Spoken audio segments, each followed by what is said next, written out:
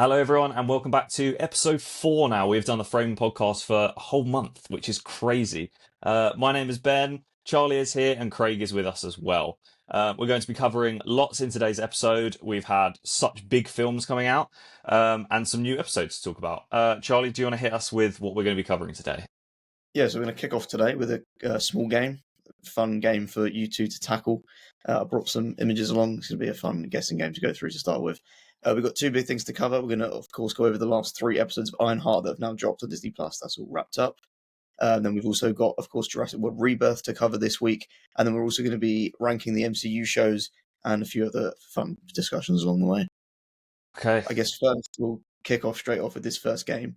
The game is going to be very simply guess the dinosaur. I've got an array of dinosaur pictures from different movies, and you just need to guess what they are. So your first one is coming to you right now. Okay. This terrifies me, by the way. Okay. Yeah.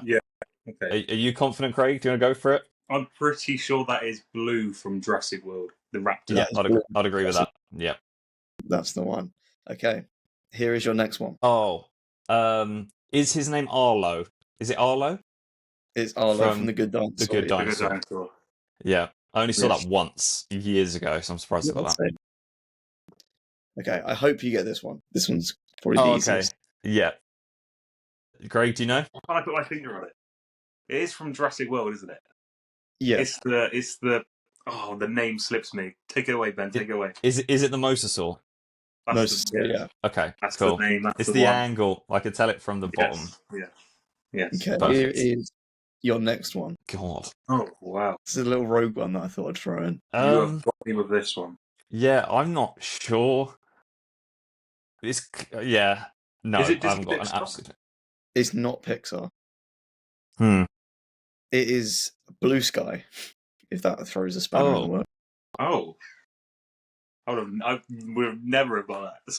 No, I don't know if they had names or if it actually has a name, but it is one of the 3 dinosaurs that Sid looks after in Ice Age 3. Yeah, that was good. Oh. That's fair.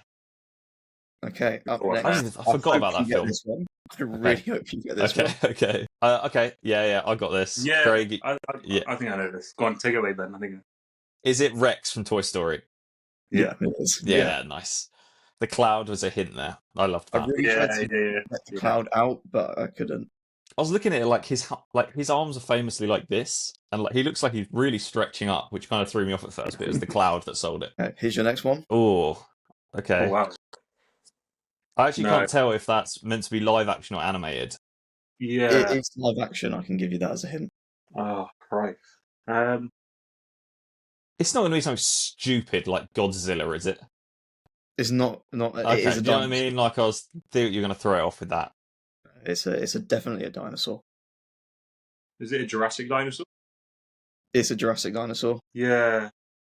One of my personal favourites as well. Is it Jurassic World? Yes, Jurassic World. Is it the Indominus Rex? The Indominus Rex, yeah. Nice. I hate that dinosaur. It annoys me that's your favourite. I hate it. It's not my favourite one. I enjoyed its scenes. I think it's one of the more enjoyable ones to watch. But the hardest thing about including this in that game was trying to find a piece of that dinosaur that isn't instantly recognisable. Yeah. You could have been smart about that, because the thing I hate most about that dinosaur is it can turn invisible, and you could have just posted nothing. And that would have been the hint. That would have been so clever. Yeah. It would have annoyed me, but it would have been good. Okay, here's one more for you. Okay. But again, bit of a rogue one. God damn. Okay. Why do I recognise that? Why do I? From a huge movie. From a huge movie. I'm not getting that at all. This is all on you, Craig. I've seen it. One of the biggest animated films of the past few years. Oh, it's from Across the Spider-Verse, isn't it? It's the T-Rex variant from Spider-Verse. Yeah, that's correct. I was about to say, because I'm looking at it and I can see like the details on the nose, but I'm not seeing that as spider webs. They don't look like that at all. They don't join. Oh yeah, that's a good one. That's good. Well done. That's a good one to get. Well done. But that is all of your dinosaurs. So well done for getting all of them. Yeah, I think That was actually harder than I thought. I was quite confident going into that. I tried to not just go for all live action Jurassic Park ones. Yeah, so like if I was thinking about it, I would have done like there was like Disney's Dinosaur. Yeah, I was going to include them at first. Their personal favorite though, but yeah, some of them like I looked that's at harder than Land I thought Before it was going to Time. be. Land Before Time, of course, of course. I was thinking because I was That's a good thinking game. about it as you have like 65 million years as well, or what was it called? The Adam Driver one. That would have thrown me off. I'd have never got something like that. 65, yeah. Yeah, that was it. 65. Yeah, awful. What an incredible film that was. It was. Yeah, no, I'm just not going to comment. It wasn't great. There's not even any point in trying to defend it. Okay, right. Not much has happened this week, has it really, with news-wise? The news that we have had is unfortunate and isn't great. We've had a couple of absolute icons that have passed away.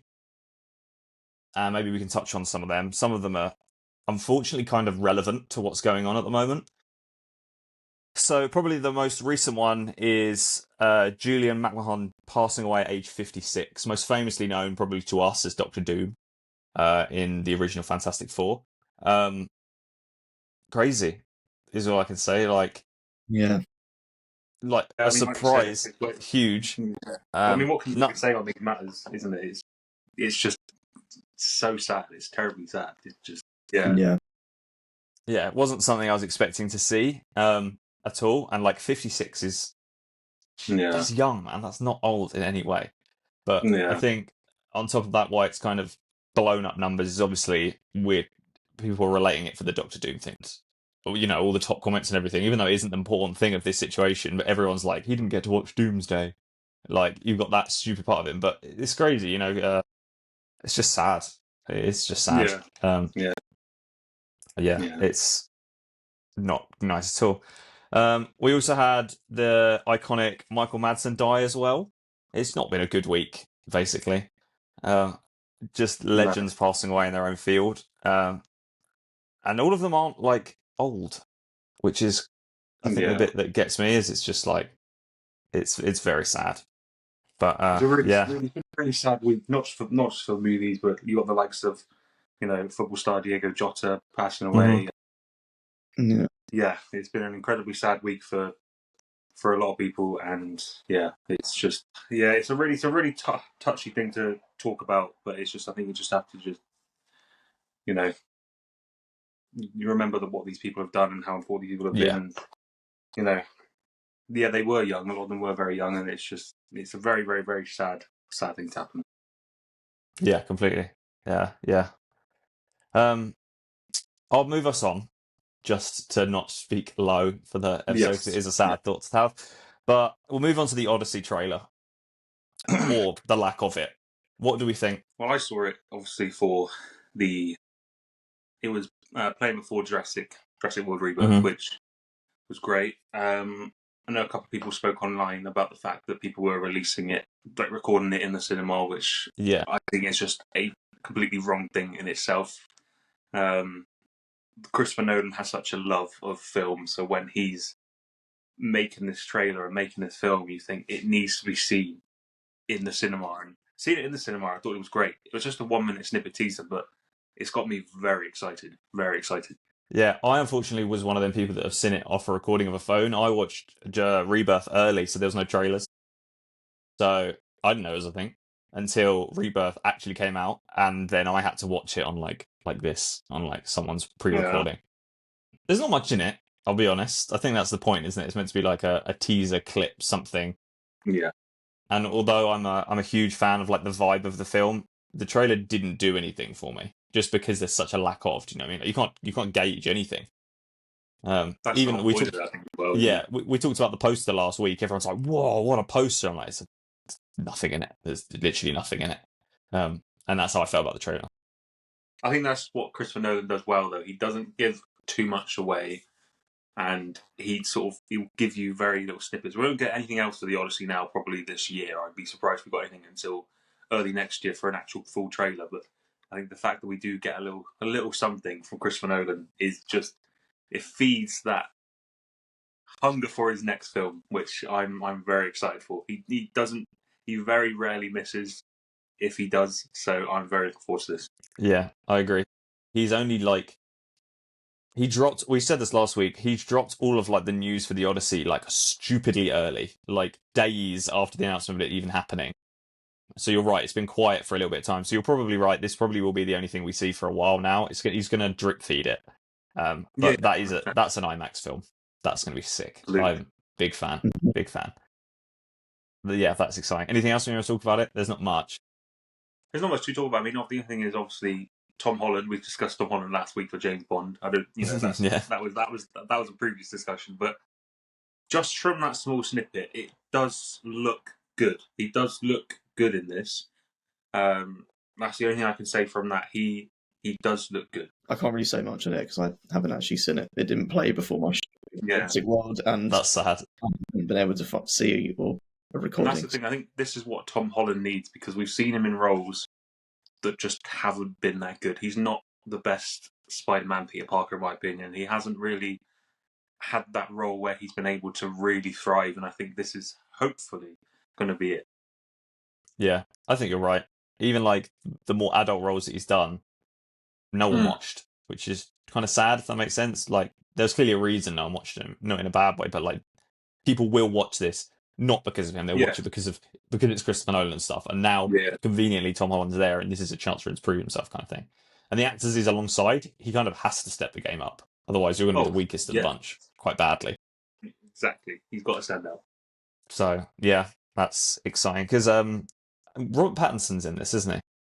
Robert Pattinson, you got John Bernthal from the trailer, Matt Damon, Peter Longo. I mean, the cast in this, I mean, you could probably spend 2 minutes reading names off this. Literally. So, yeah. Because that ties into probably, it's not very big news, which is why we didn't really add it in today, but obviously we talked about the Batman Part 2 last week, and they were saying that like Robert Pattinson will start filming the Batman after doing Dune as well. So like, mate, he's on a generational run. Like, do you know what I mean?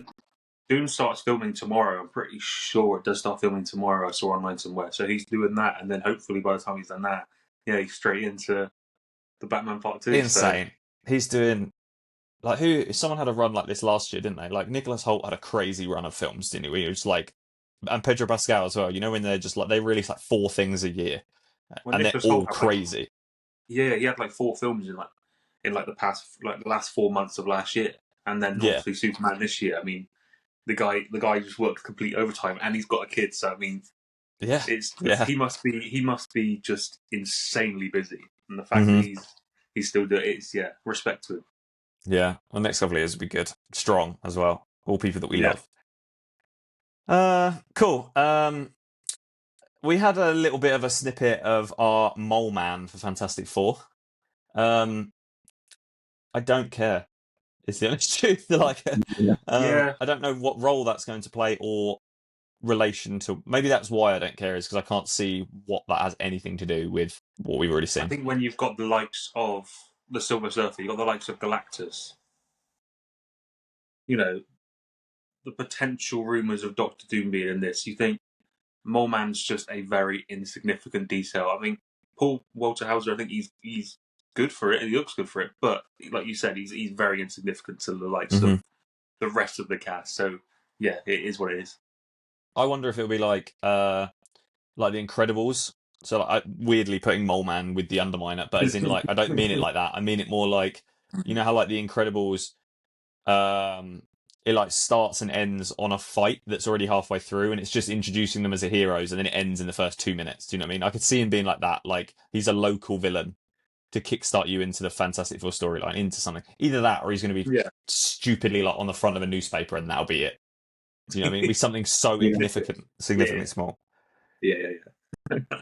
Strange though. What a weird piece of information to leak out. Do you know what I mean? Like it's not. No one's sat there at home and going, "Yes, like finally, Fantastic Four will be good." Yeah, like, it's not happened. Necessary. Like 4 weeks before release, you'd expect like a heavy hitting piece of information. Yeah, very strange. This is more like a casting rumor that you'd get before they start filming. Yeah, really weird. Really weird. I don't think there's even anything to talk about with that because it just doesn't play any part into it. All right, fine. We'll move on. We'll move on crazy. Okay, that takes us into probably one of the biggest segments of the week, which is IronHeart. I'm going to straight up say before I even started, I didn't know this was the end. 6 episodes, 2 weeks. Well, I thought last week it was What? meant to be like 9 or 10, so I was like, oh. Yeah. So even before we start talking about it, I was already kind of a bit like, oh, do you know what I mean? Like, it's hard to Yeah. want to care about these characters, or I don't know. I don't know them. I met them last week. Do you know what I mean? Like, it's yeah, it was strange, and I even had to Google it after I finished episode 6 because I was like, went like episode 8, 9, and 10, and they were like, nope, there isn't one, and I was like, oh, okay. But right, okay. Do you want to rank these 3 episodes out of 10, or should we rank the whole series now? This is the Oh, whole we've got a series. series. Yeah. Series. Okay. Yeah, let's I'll do it. count us down, and you can tell us what number you want to say out of 10. Yeah. So Ironheart Disney Plus has now finished 6 episodes in. Out of 10, what are we going to give it? I'll count us down from 3, 2, 1, 7. 6.5. Okay. All right. Why? Charlie, hit us off with why you think that. So last week I was the lowest. Now I've ended up as being the highest ranking, which is interesting. I went in to this show wanting to give it a chance, wanting to give it a go. I knew of the rumors. Are we doing spoilers? Yeah. This is released by then. I Yeah. knew of all the rumors of Mephisto and stuff, and that was something cool to explore. It was very, very small and only subtly hinted at, but it was interesting to watch. And I think Sacha Baron Cohen did a pretty good job in that. I think Dominique Thorne the whole way throughout is great as Riri Williams. I thought Alden Ehrenreich did great as Zeke Stain as well. And I also liked what they did with Parker Robbins. I also, again, I mentioned it last week, I still like that they kept the sort of different creative title cards for every episode. It's something so small. I loved it so much. I think visually, the show's also shot very well. I saw someone post on Twitter that said that Ironheart makes Daredevil Born Again look like a fan film. And I was like, I can kind of agree to that because it does look like it's shot a bit better. You can tell Kubrick's hands in it. Yeah, I think it's like, I think they're just completely different vibes. Do you know what I mean? Like, Ironheart feels very Disney Plus. Do you know what I mean? So it's colourful and it's all, that's why, whereas Daredevil was always going to be dark, and especially following on from from a Netflix series, they had to follow the Netflix. They couldn't just completely change it. Do you know what I mean? It's a Disney. Yeah. But I know what you mean. They are like such different vibes, even though they're happening at the same time. Yeah, I just also feel as well, Ironheart is one of the far more cohesive MCU shows that we've had so far, where the episodes are actually all following one continuous narrative, and they're not just jumping between different plot lines every week or introducing something new every week. We kind of got all our core characters within the first 2 episodes and then just built upon them after that. Whereas a lot of the MCU shows, it builds upon our titular character for 5 episodes, and then episode 6, it's like, oh, there's this person and new comic suit and CGI battle. But yeah, it felt like this one was, in terms of episodic wise, was paced fairly well. Okay, fair. Craig, what did you give it? I gave it a 6, so like 3 out of 5 on Letterboxd. Very similar to what you said, Charlie. I think it was very focused on Ironheart. It was very focused on one sort of plot line, which I thought was great because we didn't get too many different plot holes. I wish we got maybe a bit more. See, this is the thing. Like, we got the 6 episodes, which I think were great, and I think they were solid episodes. But I probably could have done with a little bit more focus on the likes of Zeke, on Parker, because they are good characters. They are solid characters, and we didn't really touch on the extent of like what they can do. Like, we saw, the bullets moving, and some of the stuff that Parker was doing was really cool. But I would have liked to have touched on that more, and the relationship between him and Mephisto a little bit more. But overall, I thought it was solid. I thought Dominique was great, and I just felt it was a very fresh Marvel series, which it's good. That's what I want, because the past few just haven't been great in my opinion. So having this, I enjoyed it. I thought it was solid. Okay. So I put it through as about 6.5, and I think I'll talk positives first. I completely agree with you. I think the acting was good. I think all of their roles were clean. I think you're completely correct in it's a unique story. It's different from the rest, and that's a strong positive. What I spoke about last week is I liked episode 3 out of them 3 most, and this 4, 5, and 6 followed in that regard. I feel like the episodes are stronger. I was more into them, but I think the reason that it isn't higher for me is, first off, the lack of. As I kind of said, like, I was actually starting to kind of get into it and understand these characters, and it ended. And there were some really strong characters in there that just didn't have their time to develop and ingrain into you. On top of that, the reason it goes down, and this isn't any fault of its own of a show, but it's how it's been marketed.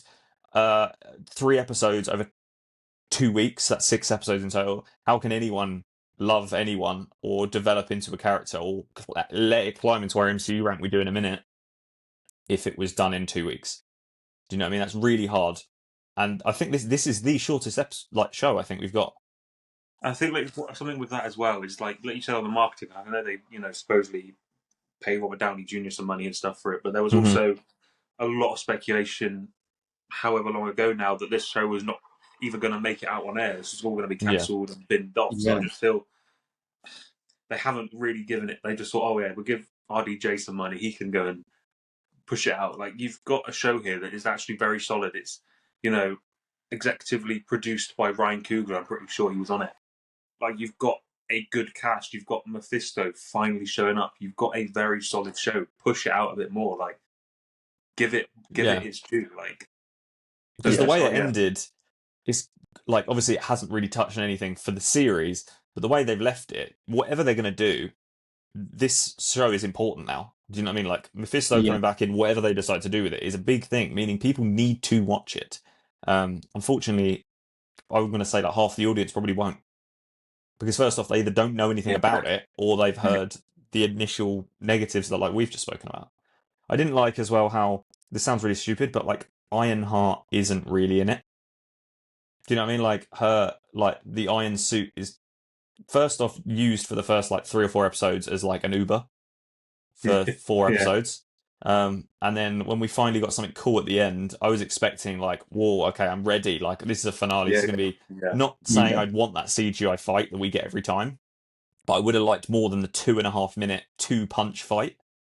Do you know what I mean? Like, and you saw her, like, lift up the magic, and then it ended. And I was like, oh, was that it? And which is why I thought there was going to be 7, 8, and 9. Like, we finally... Well, it was so good. Yeah, we would have had 3 episodes of seeing the suit with magic, and that would have made it cool. We literally got about 2.5 minutes, if that. Yeah, that's Then it's like, where does it go from here? Like, where is Ironheart going to show up next? With this deal that she's got with Mephisto, like, what? It's just like, I highly doubt you're going to see the likes of Zeke again, because that's just the way the MCU works. He probably won't show up again. I do hope. We got that little post-credit scene.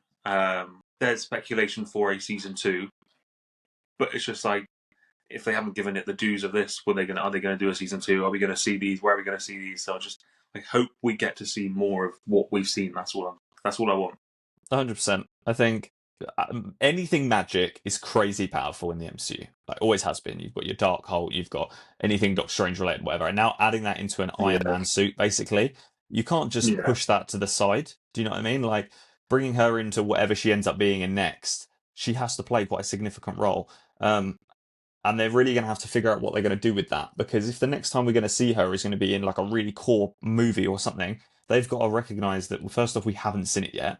And also, the way it's ended, she's going to be struggling. Like, as in, the whole point is that she's going to be kind of, her soul being crushed, do you mean, by accepting this deal? So she's not going to be very dependable in whatever next fight she's going to be in. Because it's, I don't know. And that's annoying, because I'm talking about, all these things that I'm talking about now are what I wanted to see. And that would have made it higher in my ratings. I'm actually making the story up, and that's why I'm more happy about it. Because I'm looking forward to what, or maybe they might do. That's the only thing with the MCU. I just think, if do something with these characters. You've got Mephisto and Ironheart now with this deal. Do something with it. Don't just leave it hanging in the midst of the, just do something with it. And let's talk about Sacha Baron Cohen as Mephisto. Do you like it? Do you not? I liked it more than I thought I was going to. I like it. I think he's good for it. I think he's a very, very good person for this character. I think in what we saw of him, it was good. Yeah, I agree. There wasn't much of it, but I liked, First off, there was like the humor in it. I wasn't expecting. That was like just a really like not needed, but a more than welcomed part of his character. But also how calm and collective he is about it. But the things he talks about are crazy big. Like you can tell the power, if that makes sense. Like he doesn't care what any of you think. He's sitting there eating like a cheeseburger and chips. Do you know what I mean? Like while he's talking about the craziest things that could come out of someone's mouth, and like it's just that's cool. I like that. Yeah, he's got an insane amount of power, and we only got a very, very small snippet of it.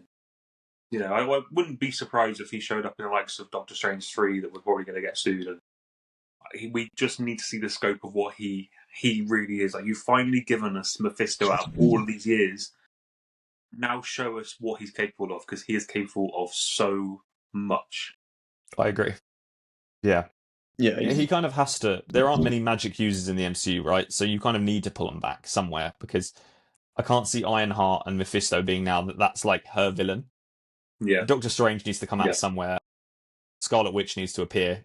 Last time we saw her, she got like the dark hole. Do you know what I mean? Like they're all going to become a thing. I wouldn't be surprised if Ironheart would be in like Doctor Strange 3, as you said. Yeah. Or like a Scarlet Witch film. I don't know. Yeah. Okay. So we all have our thoughts. Should we see what we rank it against the other films? Other Marvel series? Yeah. Absolutely. Yeah? Okay. How do we do this? I feel like we could talk about if we like kind of cast a vote between what we think our top 3 are and bottom 3 are, and we can figure out how we go from there. Because there's probably some that I don't like as much as you guys do. Okay. What? Anyone can start. Feel free. What ones are your strongest? My top 3 are currently in third place Moon Knight. Okay. Second Fair. place WandaVision. And in first place, of course, Loki, season 1 and 2. That's completely fine by me. I don't really disagree with any of them. Charlie, what are yours? So my top 3 is third place Daredevil Born Again, second place Falcon and the Winter Soldier, first place Loki. If I then said my bottom 3, you can see where this conversation is going to go. Okay, go on then. My bottom is Echo. Yeah. Above that is She-Hulk, and then third to last is Moon Knight. Okay, fine. Again, I don't agree with that. I think you've put, like, personally for me, Moon Knight a little low. I'd maybe put that in like 4th place. Do you know what I mean? Because I remember when Moon Knight came out, I thought it was a really good series, and I rewatched it like 3 months ago, and God, it doesn't hold up at all.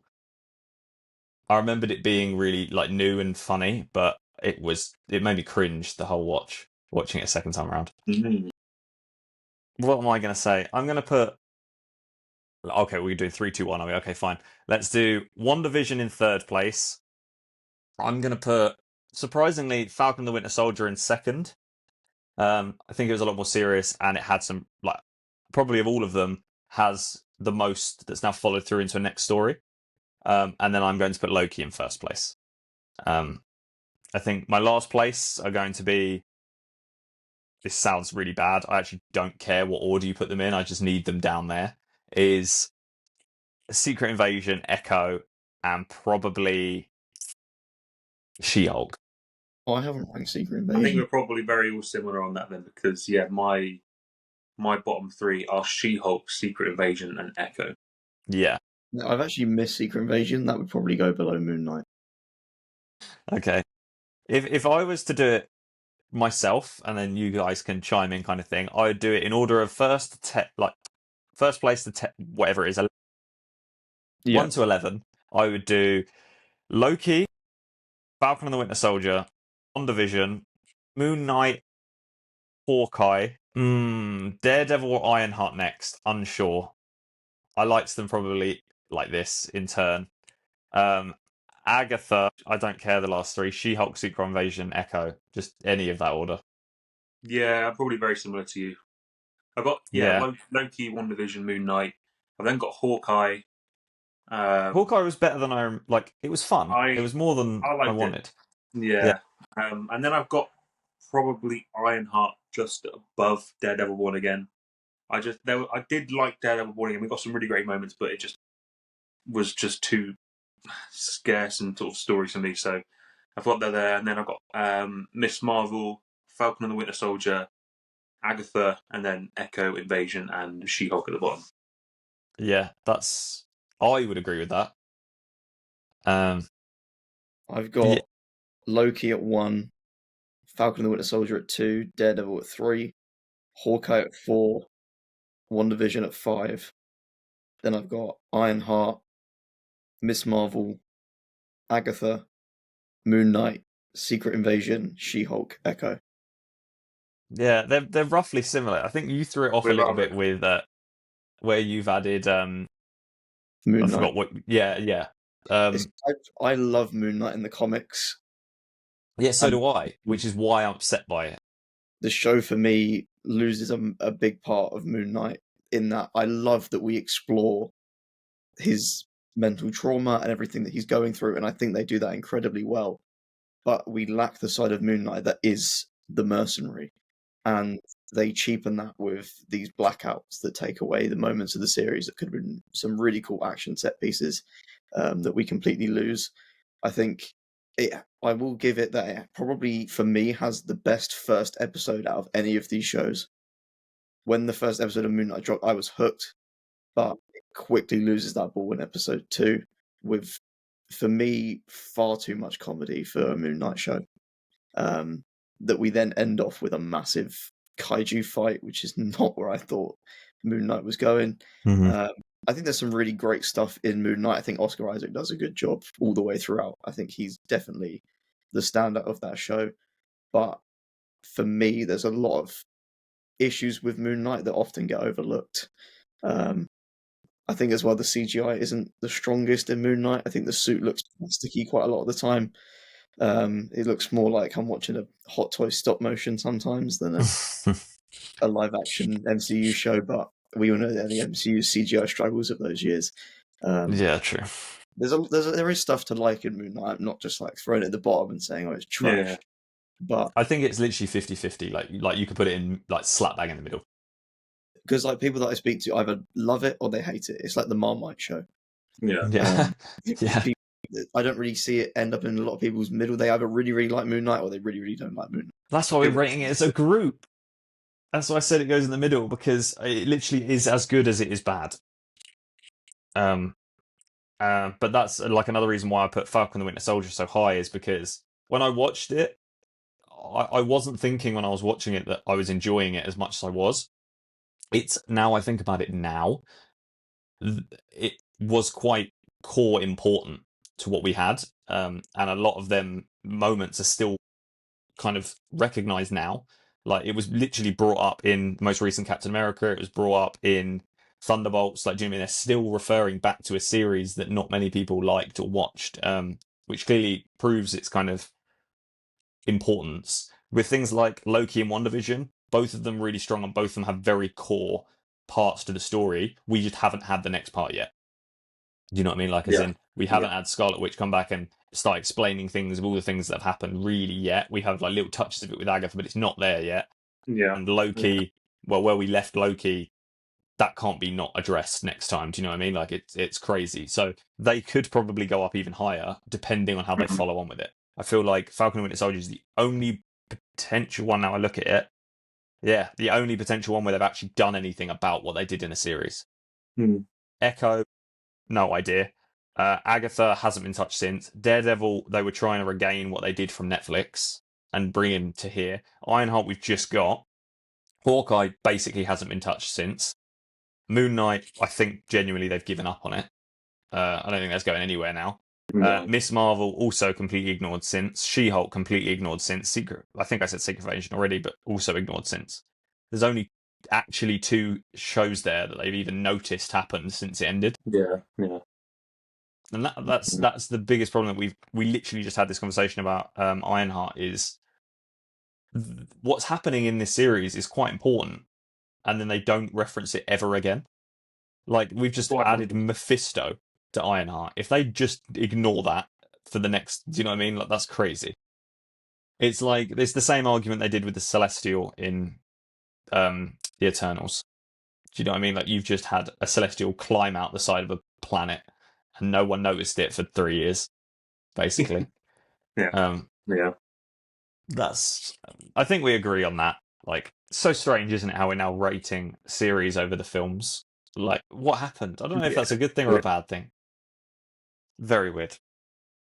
Series are a funny one. Yeah, series are a funny one because, like you said, what do they tie into? Are we going to see these characters again very soon or not? It's just, are they just there for the sake of it? Like, just we need to know what's happening with these characters, otherwise, it just makes the series irrelevant. So, And it's crazy.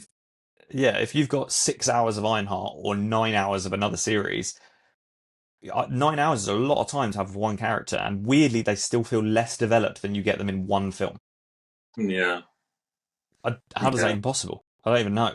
But I don't know. Okay. Should we move on? Let's move on. What are we up to next? Are we at Jurassic? Yeah, we are. Are we at Jurassic World Rebirth time? Jurassic World Rebirth time. Okay. Should we do this again out of 10 as well? See what we give it. Okay, fine. Let me just recap on what I rated it. Oh, all right. Okay. Let me just recap. Okay. All right. Okay. Okay, fine. Jurassic World Rebirth out of 10. I'll count us down. 3, 2, 1, 7. 4. 4? Jesus. Okay. I didn't like it. But 4 is like almost unwatchable. Well, is that like, I gave it a 2.5 on Letterboxd. So is that more of like, I'd say it's a 4. Really? 4 or 5. Yeah. Okay. All right. I gave it a 2.5 on Letterboxd. I think I gave it 3. The way I would say it is it was watchable, and that's enough. Like, as in, like, I never need to watch that thing again. Do you know what I mean? When I was in it, I was like, okay, I'm kind of enjoying it. When you walk out, that's when you start thinking of all the bad things, which is why it's kind of a 7 for me. I like certain aspects to it, but overall, I wasn't sold on it. I think, yeah, they missed out on a lot of things. It felt very empty. I agree with that. Maybe 7 was too high. I actually think it is. I don't know. I'm going to talk about negatives this whole review and give it a 7. 3 out of 5 on Letterboxd. I think you need to maybe go more like a 6 or a 5.5. Yeah, let's do with that. I'd agree with that. Let's go 6. I'll say 6. I think it had. Let's talk positives first. Let's talk positives. Yeah. What did you like about Jurassic World Rebirth? The colours. Yeah. Cool. Okay. Yeah. Visually, it's a very good-looking film. It's a very nice film to look at. They've done that very well. Like the graphics, the CGI on the dinosaurs looks very good. So there's no real complaints in that bit. Jonathan Bailey was good. I thought Jonathan Bailey was really, really good. He was easily the standout in terms of characters. He was very Alan Granty, which we did get a little reference into that, which was nice. But he is very Alan Granty, and I feel like he definitely, if it wasn't him, I don't know if it would have been as good. I think Jonathan Bailey did that role very, very well. The rest of the cast, though, I'm not sure. That's fair. I think you're completely right. I think he was the first character we've had in a very long time that kind of cared about the animals. Does that make sense? Yeah. Like, as in, the last one we kind of had was Chris Pratt, right? But even that wasn't fully there. Like, it was still gimmicky, but like he cared about what the future is and how they are. And in every single Jurassic Park story, there's always the multi-millionaire that wants to do something, and I get that. But that's why I think I loved his character a lot, is because he was still like human. If that makes sense. Yeah, what's going on? We've got that scene with the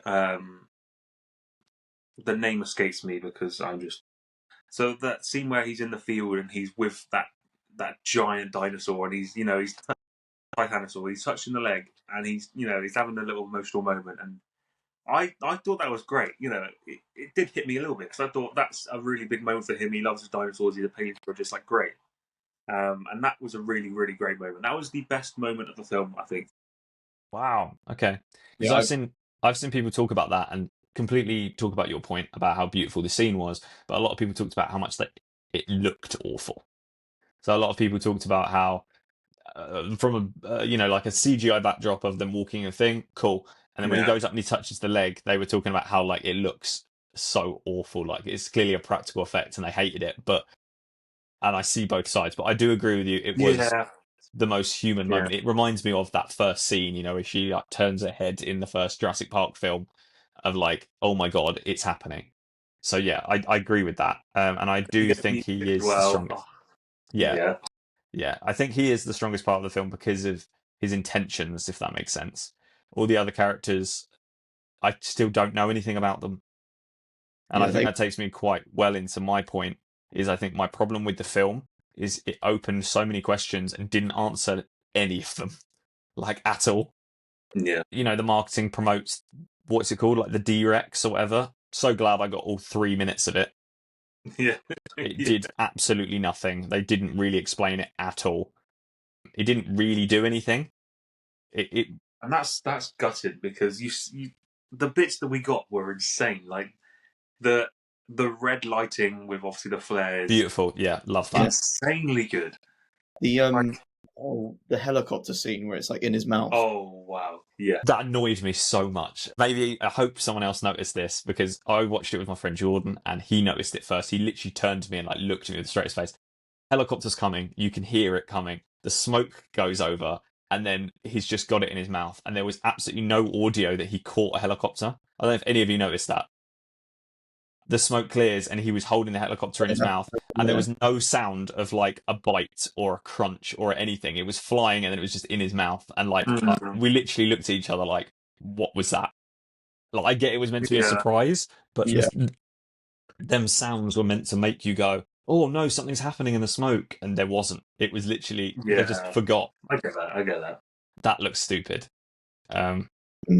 I think again another unanswered question which annoyed me was the end scene with Mashallah Ali. That thoroughly annoyed me. You know, he sacrificed his character. It is what it is. Like thank you to him, kind of thing. He runs off with the flare, and we go back to that point. It looks stunning. The red flare, beautiful with a dinosaur coming after you. Very, very cool. He sacrificed himself. He's put up against a tree. End scene. Could have been it. And you go, oh no, that's really sad. Pay my respects. What a guy. And then he's just over there. He's completely fine with absolutely no explanation how he got away. Do you know what I mean? Like, there's just, I don't get it. And we don't know enough about his character for me to go, yes, he survived. I don't care. I feel like that's the film as a whole, there's just no explanation. I felt like I just watched the second act.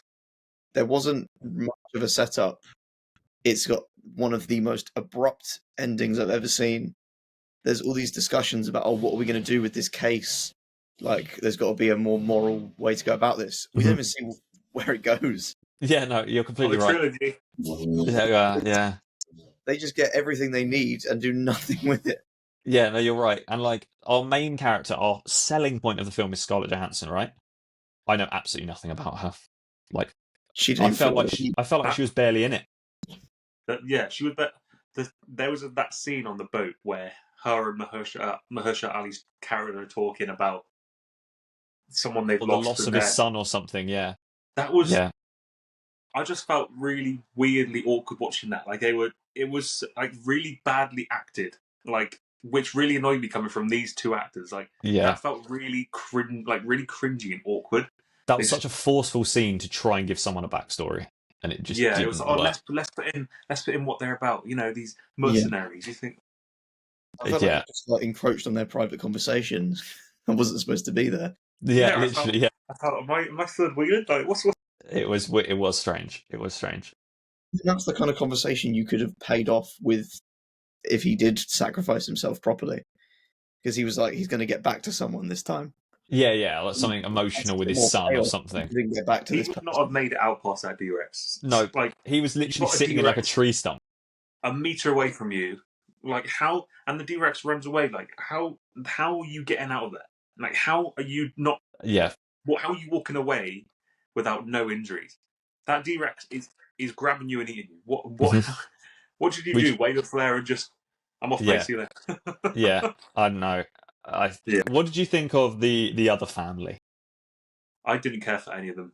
No. I didn't care for any of them. I just thought I would have, it sounds really bad, but like you've got finally the raptors showing up, stalking him.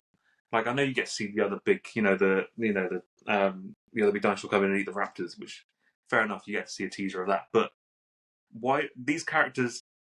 This guy's walking around with a leg injury, walking up and down cliffs. Like, just why? How are these people? You've got a family, just of kids and a dad, walking around an island full of dinosaurs, and they're just walking away unscathed. Like, they survived a Mosasaurus, a T-Rex, Spinosaurus. Like, how are these people, like family, getting away? I agree. Like, it sounds really bad, but eat one of them, eat two of them. Yeah. You are right. But when I came out of it, it annoyed me, and then I thought about every other Jurassic Park film we've had, and they've all had that. They've all had the vulnerable family. So there's clearly a reason why I had to be there. It's just how about they win it.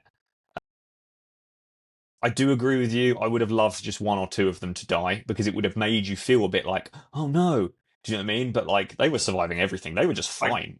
And they didn't have didn't have any story like at all. They were just out on a boat ride, got stuck, and then that's it. But not just out on any boat ride. They were also out on a boat ride from Barbados to Cape Town, South Africa, on a tiny boat, like a yacht, getting wiped out by a Mosasaurus, surviving. Yeah. There was very. I think there's more to talk about with them than there are the main characters because they also had this weird comedic thing going the whole time. Yeah, like the boyfriend that just wanted to smoke up for the whole thing. Like, I know some people were laughing in my cinema. I just didn't care for the. It was really random, random. Like, I don't know. I felt like they probably had as much screen time as everyone else.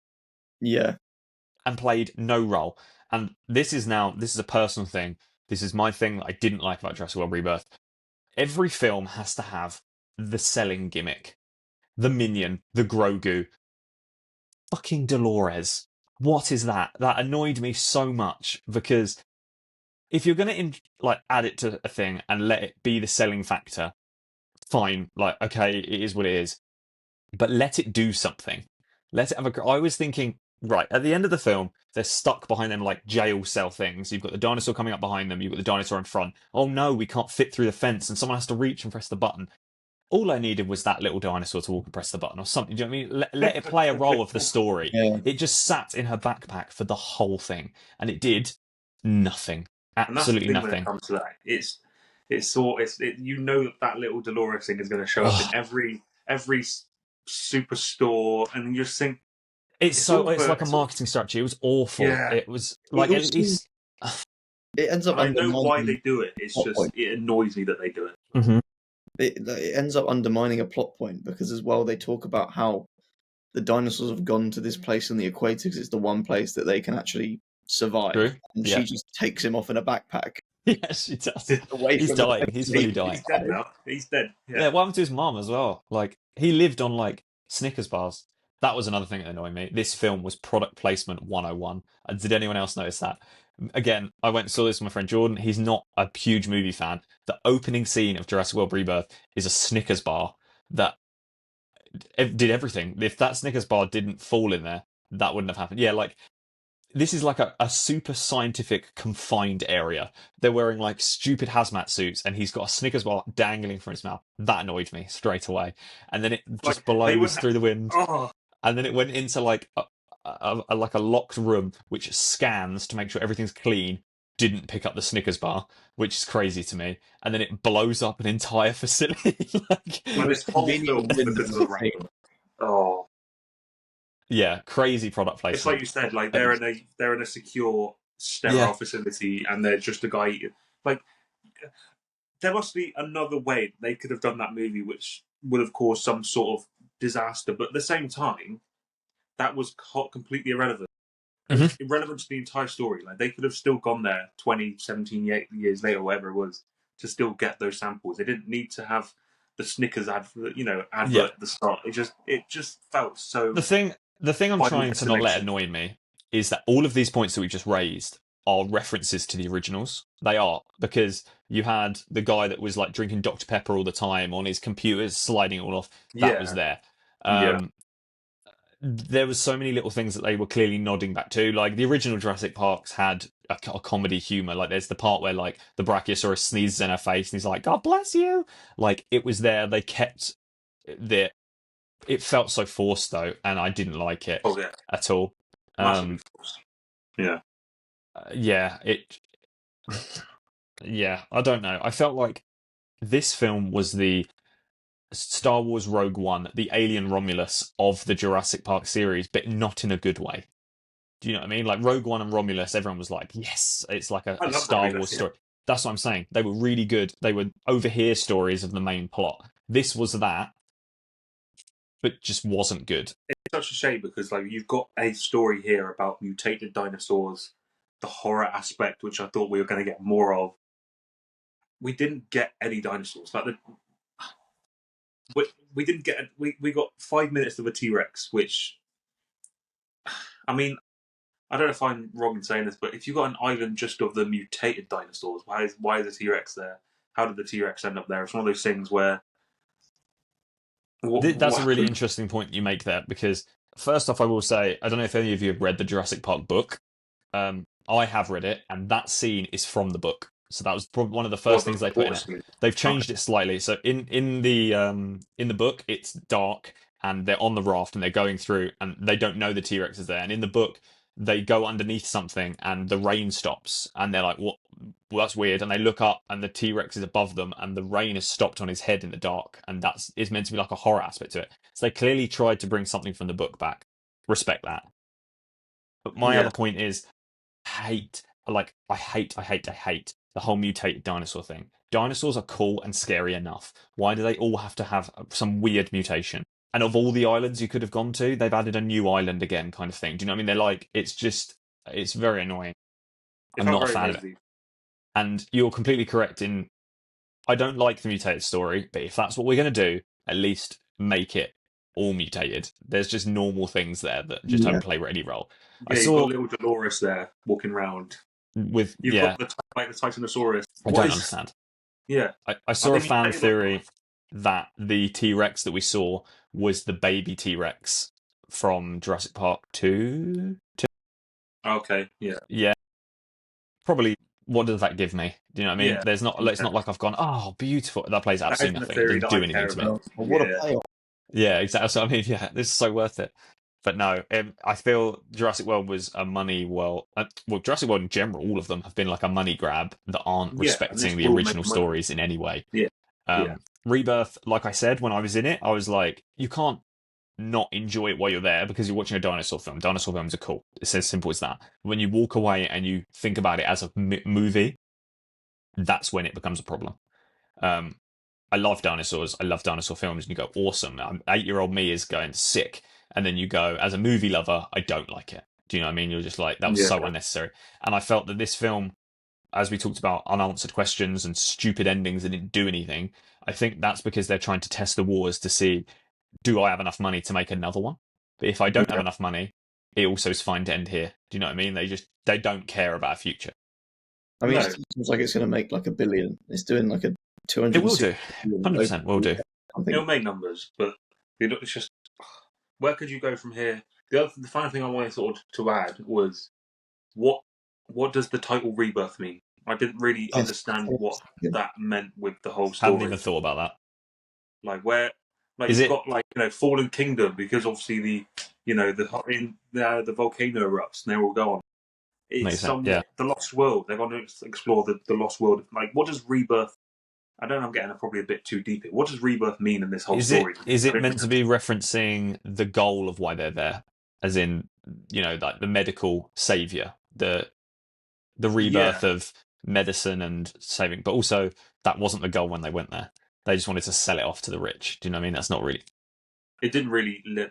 Actually, there is one other thing I wanted to touch on was the fact that when Rupert Friend's character is like recruiting Scarlett Johansson, he goes, "Oh yeah, we have zoos, but no one cares for dinosaurs anymore." What? Yeah, Like I saw someone else talk about this somewhere else. I can't remember where it was now, but it's just like we've got zoos here, obviously now in current times, and people are going to see lions and being fascinated by lions and penguins and shit. Like, how are people going? Don't really care to see that dinosaur. Are you like yeah. what? What? And they're having that conversation while there's a diplodocus just laying in the middle of the road with no explanation. Yeah. That's so weird. No one cares for That's dinosaurs anymore. What are you that's talking annoyed about? me about the whole like Jurassic World thing because it's even in the first one. when they're like, the reasoning behind the Indominus Rex is like, oh, kids look at a T-Rex like a penguin, they're not scared anymore. I still look at a T-Rex now and be like, that would scare the shit out of That me. was a heart Yeah, racing. yeah. Yeah, but like what was it? 17 years ago, there was the incident of the D-Rex. But how long ago was Jurassic World in this thing, where people were going to this island to do these tours and shit? Like, what, 5-10 years down the line, people are like, oh, no, I don't care anymore. Well, they talk about it in Jurassic World, and they talked about it in Jurassic Park as well. It was meant to be a trip that was really expensive. Like, it wasn't a cheap trip. You'd have to fly there. The park tickets. It was insanely busy. It was a really like prestigious thing to do. And they speak about it in the first film when they're like, we want to make this accessible for everyone. We don't want it to be rich, and we want it to become like something that everyone can get. And Jurassic World tried to re-implement that, and it showed that only the filthy rich could go there. Do you know what I mean? Funnily enough, the two kids that you follow, like the parents can't be there, and they pass it off to the rich aunt. It still followed that same plot of only the rich could go there. So Yeah. you're in that logic. When the rich were bored of it, it would move on to the not rich people, meaning that the entertainment would go over for such a long period of time. So to say that dinosaurs are boring and just have him as a road collision, what is going on? Yeah. I don't understand. Yeah. One issue that I had as well with the D-Rex, One one more is at the end. They say it's like, is it 32 years between the opening scene and Yeah. picks up? Surely the D-Rex wouldn't stay in that inhabited, blown up enclosure for 32 years until Scarlett Johansson. Oh, for 17 years I was working with. She just stayed in that. They made it out like that was his blown up. bedtime. Like they said, he was like, this is where he comes to rest or whatever. And then, yeah, it was that was it. That's the only line that did it. They were like, oh my god, he only comes out at night. And then like 10 minutes later, they're like, oh my god, he's blind. Like, as in, they were just weird little plot points to just make you accept that he hasn't left his cage, which he hated, by the way, for 17 years. Yeah. All because of a Snickers bar. I can suspend disbelief to an extent, but this movie has an insane amount of, like, I guess, happy accidents, if you want to put it politely. Like, even just a Snickers wrapper. That's the most convenient wind paths I've ever seen for a plot point. It killed me. When you're looking into this movie, there's so many fundamental issues which. And like, it's Gareth Edwards who's done some great stuff in the past few years. The creator was actually quite good. I enjoyed the creator. Yeah, I enjoyed the creator. And then there's. Yeah, I think visually at times it looked cool, and that's literally all I can give it. Yeah, I can appreciate that. Me and Jonathan Bailey, and a couple of scenes with the dinosaurs that were actually there. Apart from that, are very flawed and. I wonder if this all happened because when the idea of this was coming out, it was meant to be a 15, and that would have made everything a bit more exciting. That's it. That's what I think. I mean, they wouldn't have a do it because they wouldn't make money, but.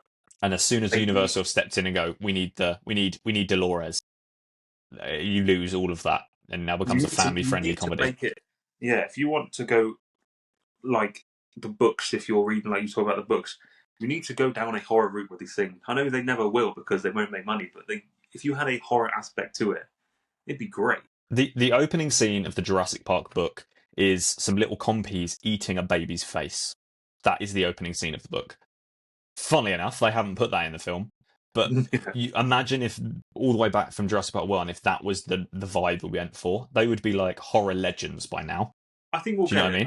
I don't think it'll be a Universal project. It'll probably be a very independent project. But I reckon someday someone will do hopefully from the books adaptation. I know, I'd love that. So yeah.